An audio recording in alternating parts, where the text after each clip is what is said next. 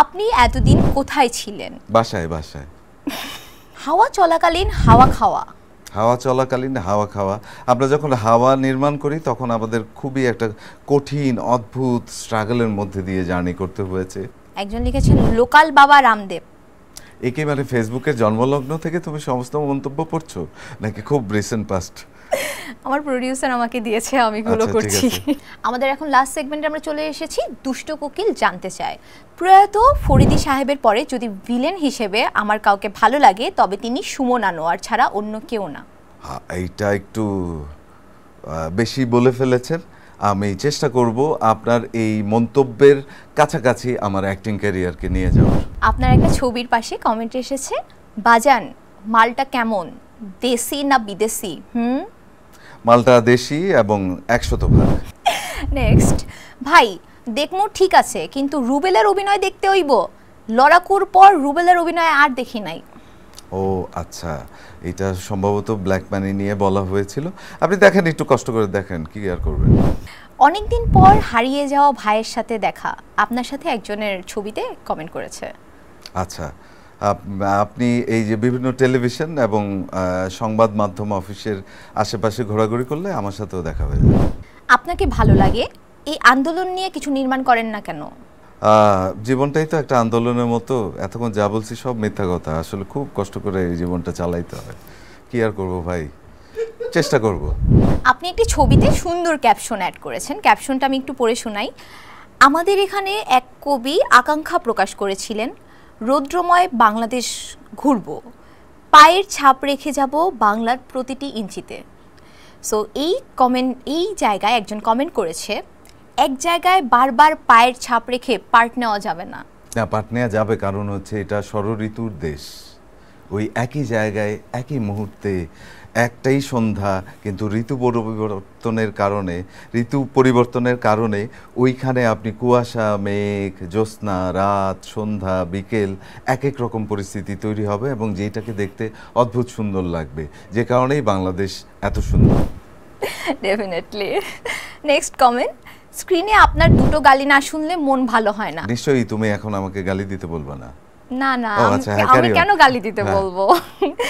ওকে, স্ক্রিনে আপনার গালি না শুনলে ভালো লাগে না, সেম আমারও ভালো লাগে না। ওই স্ক্রিনটা ভালো লাগে না। আসছে নতুন বছরে অনেক বেশি গালি শুনতে চাই, শুভকামনা থাকলো আপনার জন্য। প্রোডিউসারের কাছ থেকে আমার বাসার ঠিকানা নিয়ে চলে আসবেন, সারাদিন আপনাকে আমি এন্টারটেইন করব গালি দিয়ে। ও সেটা তো আর মানে। আপনি এতদিন কোথায় ছিলেন? বাসায় বাসায়।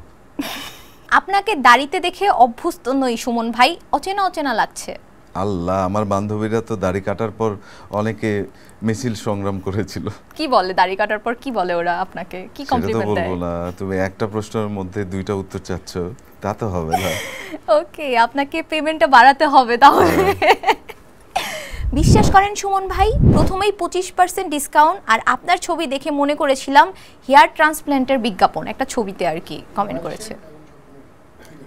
আচ্ছা, ও আচ্ছা, ভালো। দাদা কি গল্প ভাবছেন আকাশ পানে চাহিয়া, একটা গল্প শুনতে আই আপনাকে। বাহ, এত লোক এত মন্তব্য করে, আমি আসলে সবাইকে সবার রিপ্লাই দিতে পারি না। তো এই ধরনের অনুষ্ঠান আরও বেশি হলে আপনাদের কমেন্টসগুলোও পড়া হয়ে যাবে, এক ধরনের রিপ্লাইও হবে। আপনারা বেশি বেশি কমেন্টস করবেন এবং এই রকম একটা শোয়ের মধ্য দিয়ে সেই সব রিপ্লাইগুলো আপনারা অর্জন করে নেবেন। আপনাদের জন্য শুভকামনা এবং ধন্যবাদ রইল। Carry on. সুস্মিতা হোসেন খান বলেছেন, সবাইকে অজ্ঞান করে নিয়ে কোথায় যান আপনি? Operation theatre. নেক্সট হলো হাওয়া চলাকালীন হাওয়া খাওয়া। হাওয়া চলাকালীন হাওয়া খাওয়া। আমরা যখন হাওয়া নির্মাণ করি তখন আমাদের খুবই একটা কঠিন অদ্ভুত স্ট্রাগলের মধ্যে দিয়ে জার্নি করতে হয়েছে, কারণ আমাদেরকে গভীর সাগরে প্রায় 2 মাস যুদ্ধ করতে হয়েছে মাঝি মাল্লাদের মতো। তো ওই সময়ে আমরা সত্যি হাওয়া খেতাম।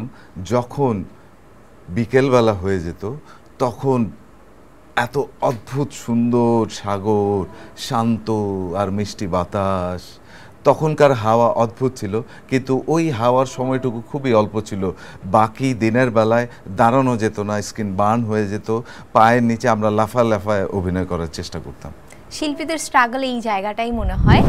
নেক্সট কমেন্টে চলে যাই, তুই ভিঞ্চির কাছাকাছি গেছিস, আর 2-4টা মোনালিসা পার হলেই হবে।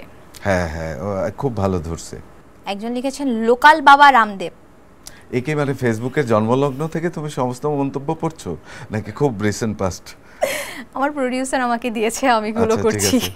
শো শেষে একটু ওই সিনেমার চরিত্রে অভিনয় করতে হবে প্রোডিউসারের সাথে। হ্যাঁ, ক্যারি অন প্লিজ। আমার জন্য ভালো হবে, এন্টারটেইনমেন্ট দেখবো। সারসে কামরূপ কামাখ্যা কবে গেছিলি? হ্যাঁ, কামরূপ কামাখ্যা আমার খুবই একটা ফ্যাসিনেটিং এবং প্রিয় জায়গা। আমি কখনো যাইনি, যাওয়ার চেষ্টা করব। একটা খুব বড় কমেন্ট, আমার পছন্দের একজন অভিনেতা, আপনার মতো শক্তিশালী একজন অভিনেতা বাংলাদেশ চলচ্চিত্রের খুবই প্রয়োজন। ভালো থাকবেন সুমন ভাইয়া, অনেক ভালোবাসা আপনার জন্য। আপনার ফ্যান হয়েছিলাম মানিহানি ওয়েব সিরিজ দেখার পর। ধন্যবাদ, সাথে থাকুন, আরও নতুন নতুন চরিত্রে আপনাকে এন্টারটেইন করার চেষ্টা করব।